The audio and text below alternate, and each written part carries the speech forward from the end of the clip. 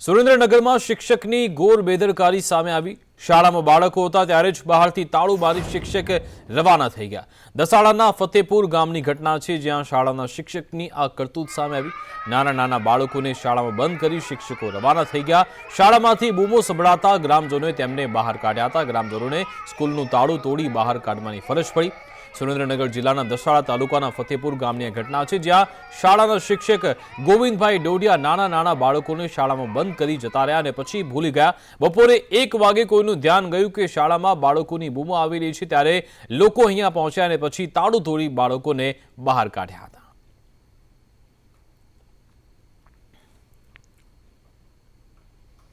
નર્મદામાં કૃમિની દવાથી બાળકોની તબિયત બગડી હતી। વાડિયા કાલાઘોડા પ્રાથમિક શાળાના બાળકોની તબિયત બગડી। 10 થી વધારે બાળકોની સ્થિતિ બગડી હતી। વિશ્વ કૃમિ દિવસે પ્રાથમિક શાળાના બાળકોને દવા આપવામાં આવી હતી। બાળકોને સારવાર અર્થે હોસ્પિટલ લઈ જવાની ફરજ પડી છે।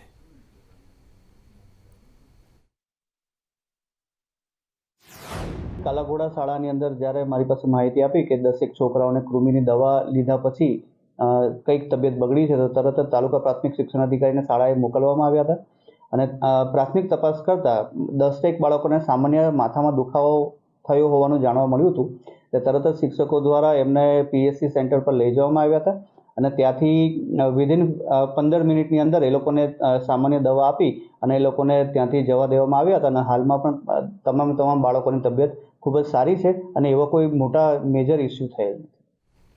સમાચાર વડોદરાથી, જ્યાં બુટલેગર મહેશ ગોહિલને ત્યાં દરોડા પડ્યા છે। બુટલેગરના ઘરેથી તો બુટલેગર મહેશ ગોહિલને ત્યાં દરોડા પાડવામાં આવ્યા છે અને પીસીબીની ટીમ અહીંયા પહોંચી હતી। ત્યાંના દ્રશ્યો તમે જોઈ રહ્યા છો કે જ્યાં એક ગોડાઉન બનાવવામાં આવ્યું હતું। પીસીબીની ટીમને અહીંયા જાણકારી મળતા ટીમ અહીંયા પહોંચી હતી। કઈ રીતે આખું આ ગોડાઉન બનાવીને વિદેશી દારૂ તેણે સંતાડ્યો હતો તે અંગે પોલીસને જાણકારી મળતા પોલીસની ટીમ અહીંયા પહોંચી અને દરોડા પાડવામાં આવ્યા હતા। દારૂનું દૂષણ કે જે પરિવારો તહેસ નહેસ કરી નાખે છે અને તેના કારણે લોકોની જિંદગી બરબાદ થતી હોય છે। જો કે કેટલાક ભ્રષ્ટ નેતાઓ, ભ્રષ્ટ પોલીસ કર્મીઓ તેમના નેક્સસના કારણે આવા બુટલેગર બેફામ થાય છે અને લોકોનું જીવન બગાડતા રહે છે। વિધવા મહિલા પર પોલીસ કર્મીઓ દ્વારા દુષ્કર્મના કેસ મામલે સમાચાર છે। કોર્ટે આરોપીના 2 દિવસના રિમાન્ડ મંજૂર કર્યા। 4 આરોપીને ગીર ગઢડા કોર્ટમાં રજૂ કરાયા હતા। આરોપીના 5 દિવસના રિમાન્ડની માંગ કરી, જેની સામે 4 દિવસના રિમાન્ડ મંજૂર થયા। આરોપી સલીમ બલોચ એસઓજી બ્રાન્ચમાં હેડ કોન્સ્ટેબલ છે, જ્યારે કે મોહન ગીર ગઢડા પોલીસ સ્ટેશનમાં ફરજ બજાવતો હતો। આરોપી હનીફ શામદાર હોમગાર્ડમાં ફરજ બજાવતો। આરોપી પરેશ ભીમા સિંગડ પોલીસનું વહીવટદાર હોવાનું પણ સામે આવ્યું। આરોપી પર શારીરિક શોષણનો આરોપ હતો।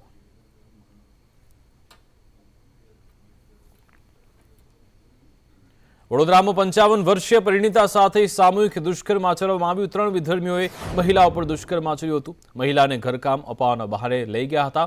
ગઈકાલ રાત્રે ફતેગંજ વિસ્તારમાં ઘરકામના બહાને લઈ ગયા અને દુષ્કર્મ આચર્યું। મહિલાએ સમા પોલીસ સ્ટેશનમાં અંગે ફરિયાદ નોંધાવી છે। એસીપી એમપી ભોજાણીએ કહ્યું કે મુખ્ય આરોપી વકીલ અહેમદની ધરપકડ થઈ ગઈ છે। ગઈકાલે સાંજે મહિલા ઘરકામ શોધવા ગયા હતા। અન્ય 2 આરોપીની અટકાયત પણ થઈ છે।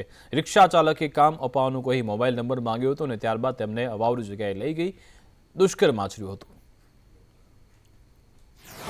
મહિલાને બળજબરી કરી, બળ વાપરી જબરજસ્તીથી દિવાલ કૂદાવી અને અંદર અવાવરૂ જગ્યામાં લઈ જાય છે અને કપડાં ઉતારવાનું બીભત્સ વર્તન કરે છે, ગાળી ગલોચ કરે છે અને અડપલા કરે છે।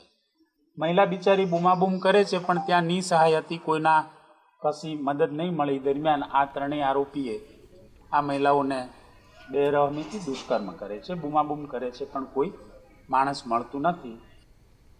ખેડામાં ધોરણ 11ની વિદ્યાર્થીની સાથે છેડતીનો પ્રયત્ન થયો। નરાધમ યુવક સામે પોલીસ ફરિયાદ દાખલ થઈ છે। ખેતરમાં દૂધ લેવા ગયેલી સગીરા પર છેડતી કરવામાં આવી હતી। સગીરાએ બૂમાબૂમ કરતા પરિવારજનો દોડી આવ્યા અને પરિવારજન આવતા યુવક અહીંયાથી ભાગી ગયો હતો। પોલીસે હવે ફરિયાદ નોંધી આ અંગે તપાસ હાથ ધરી છે।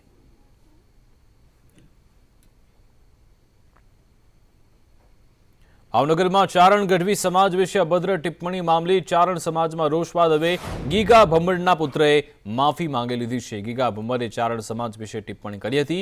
ગીગા ભમ્મડ તાલુકા પંચાયતના પૂર્વ પ્રમુખ, જેમણે આ ચારણ સમાજ વિશે ટિપ્પણી કરતા ચારણ સમાજમાં ભારોભાર રોષ છે, ત્યારે આજે તેમના પુત્રએ માફી માંગી છે ચારણ સમાજની। બે દિવસથી એક આહિર સમાજ પ્રત્યે કોઈ ચારણ સમાજની લાગણી દુભાણી એવું 2 દિવસથી સોશિયલ મીડિયાની અંદર વાયરલ થઈ રહ્યું છે.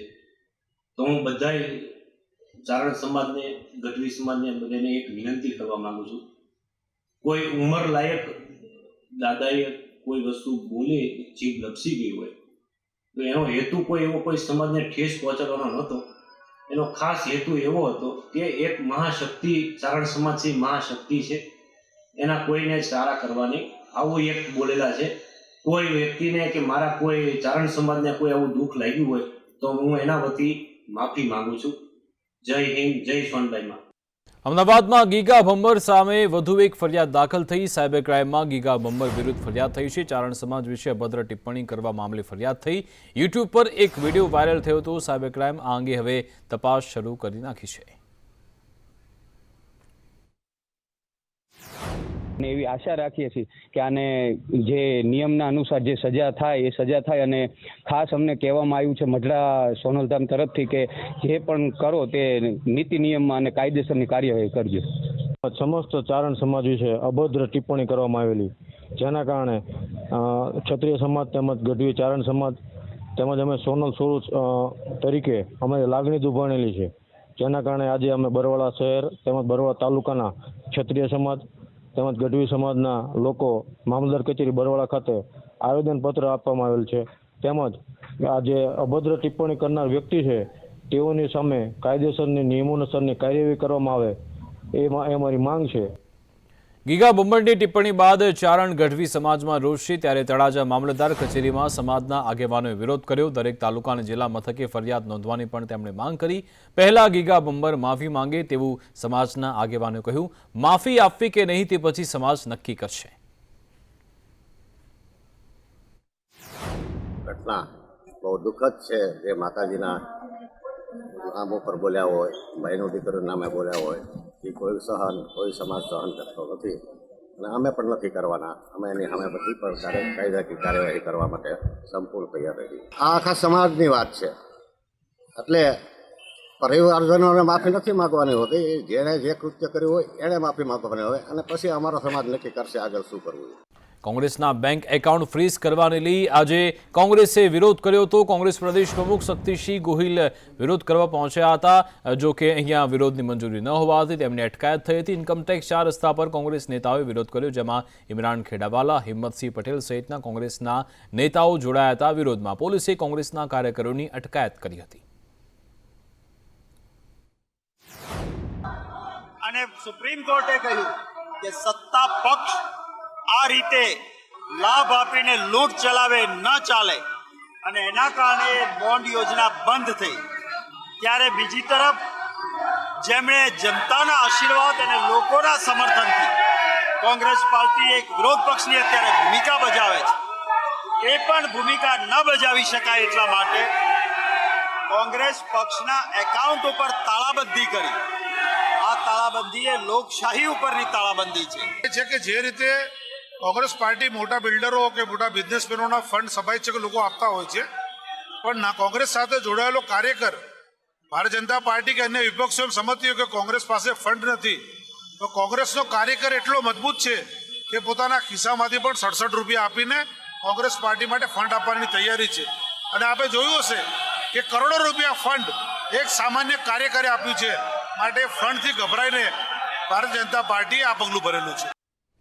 કોંગ્રેસના બેંક એકાઉન્ટ ફ્રીઝ કરવાને લઈ આજે રાજકોટમાં એનએસયુઆઈએ પણ વિરોધ કર્યો હતો. કિસાનપરા ચોક પાસે રસ્તા રોકો આંદોલન એનએસયુઆઈના કાર્યકરોએ કર્યું હતું.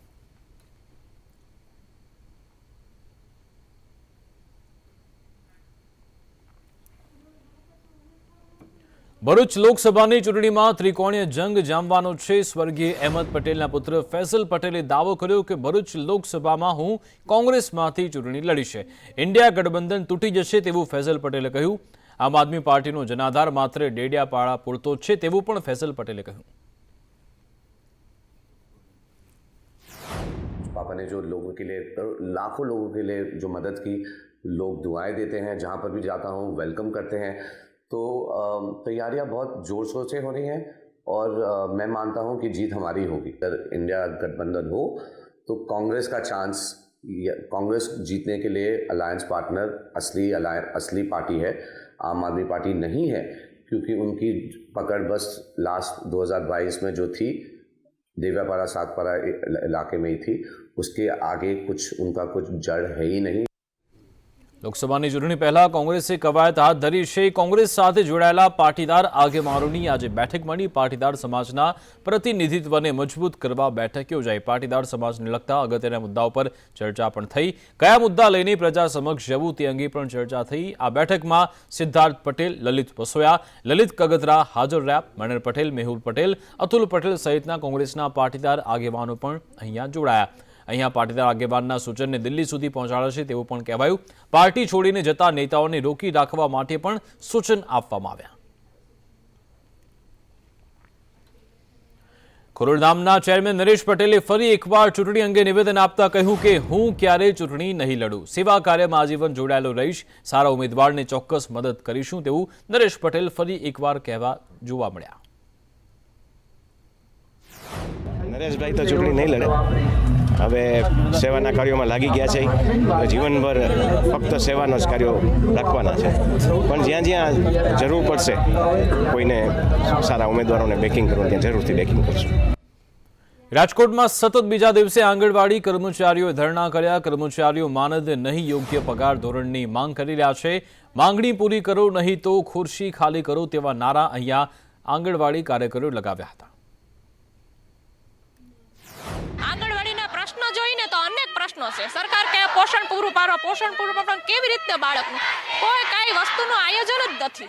3 વર્ષથી આ જોબમાં આવી હું, પણ કેટલા વર્ષથી આ મોબાઈલ આપેલો હોય સરકારનો, પણ સાવ ખરાબ મોબાઈલ છે, કાંઈ હાલતો જ નથી। ખાલી એમણામ ઘરે પડ્યો રહે, સતત અમારા મોબાઈલમાં પોતાના મોબાઈલમાં કામ કરો। હું જ્યારે આ જોબમાં આવી ત્યારે મારી પાસે સારો ફોન નહોતો, પણ મેં 20,000 રૂપિયા આપીને નવો ફોન લીધો, કારણ કે આંગણવાડીનું મોબાઈલનું કામ કરવા માટે હાટું થઈ। અત્યારે મારો પોતાનો મોબાઈલ હું આંગણવાડીને કામ હાટું જ વાપરું છું। રાજ્યમાં આંગણવાડી બહેનોએ લઘુત્તમ વેતન સહિતની માંગણી સાથે રાજ્યવ્યાપી આંદોલન છેડ્યું છે।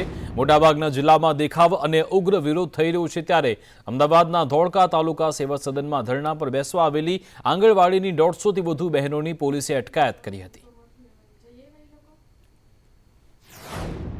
માગણીઓનો સંતોષ નહીં થાય અને અમારો બજેટની અંદર તો ઉલ્લેખ કર્યો જ નથી, પણ જે વધારાની કામગીરી અને વધારે દિવસો જેમ જાય એમ વધારા પરથી અમારી ઉપર જે દબાણ અને અંકુશ મૂકવામાં આવે છે એના ઉપરથી પણ છતાંય અમે બેનો સહન કરીએ છીએ, પણ હવે આગામી દિવસોમાં પણ અમે ઉગ્ર આંદોલન કરીશું।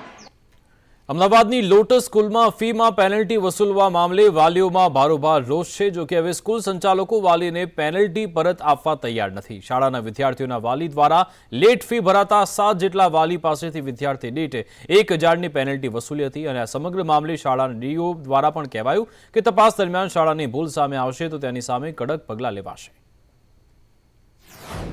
ટીમનો તપાસ અહેવાલ હજુ આવ્યો નથી, પણ સંચાલક દ્વારા જે વાત રજૂ કરી તેમાં એવું જણાવ્યું છે અને એમને સ્પષ્ટ સ્વીકાર્યું છે કે પેનલ્ટી 6 થી 7 વિદ્યાર્થીઓની જે લેવામાં આવી છે અમે પરત આપી દઈએ છીએ।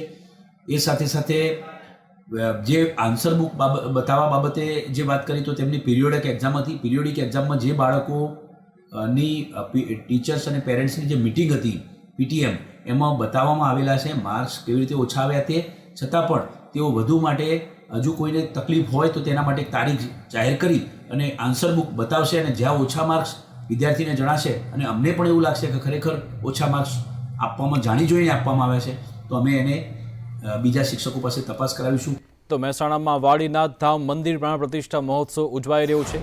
વાડીનાથ મહાદેવ ધામમાં મોટી સંખ્યામાં ભક્તો ઉમટ્યા। 16 થી 22 ફેબ્રુઆરી સુધી પ્રાણ પ્રતિષ્ઠા મહોત્સવ ચાલવાનો છે। દેશભરમાંથી રબારી સમાજના લોકો અહીંયા પહોંચી રહ્યા છે। વાડીનાથ ધામ 22 ફેબ્રુઆરી સુવર્ણ શિખર પ્રાણ પ્રતિષ્ઠા મહોત્સવ સંપન્ન થશે। 10 વર્ષે ભવ્ય મંદિર બનીને અહીંયા તૈયાર થયું છે, ત્યારે દેશભરમાંથી સાધુ સંતો વાડીનાથ ધામમાં ઉમટી રહ્યા છે। મહોત્સવના અંતિમ દિવસે પ્રધાનમંત્રી નરેન્દ્ર મોદી પણ હાજર રહેવાના છે। 22 ફેબ્રુઆરીએ સમાપન સમારોહ યોજાવાનો છે।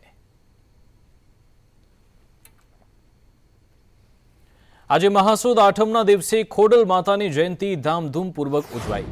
આ પવિત્ર દિવસની ઉજવણી નિમિત્તે ખોડલધામ ખાતે અન્નકૂટ યજ્ઞ અને ધ્વજાજીરોહણ જેવા અનેક કાર્યક્રમ દ્વારા ખોડલ જયંતિની ઉજવણી કરાઈ। ખોડલ જયંતિ નિમિત્તે ખોડલધામ મહિલા સમિતિ દ્વારા દેવી મહાયજ્ઞનું આયોજન કરાયું હતું। અમે જેતપુરથી અહીંયા માતાજીના દર્શન કરવા આવ્યા છીએ। અમે વારંવાર દર્શન કરવા આવીએ છીએ, પરંતુ આજે ખોડિયાર માતાજીની જન્મ જયંતિ છે એટલે સ્પેશિયલ દર્શન કરવા આવ્યા છીએ। અહીંયા માતાજીનું હવન ચાલુ છે અને દર્શન ખૂબ સરસ છે। અમને ખોડલધામની અંદર માતાજીનો આજે વિશેષ પ્રમાણમાં માતાજીના જન્મદિવસને હિસાબે આજે દર્શનાર્થીઓની ભીડ પણ વધારે જોવા મળી રહી છે। માતાજીના ભક્તો માતાજીના આશીર્વાદ લેવા માટે જ્યારે આવી રહ્યા છે ત્યારે માતાજીને વિશેષ અલંકારથી આભૂષણથી સુશોભિત કરવામાં આવ્યા છે।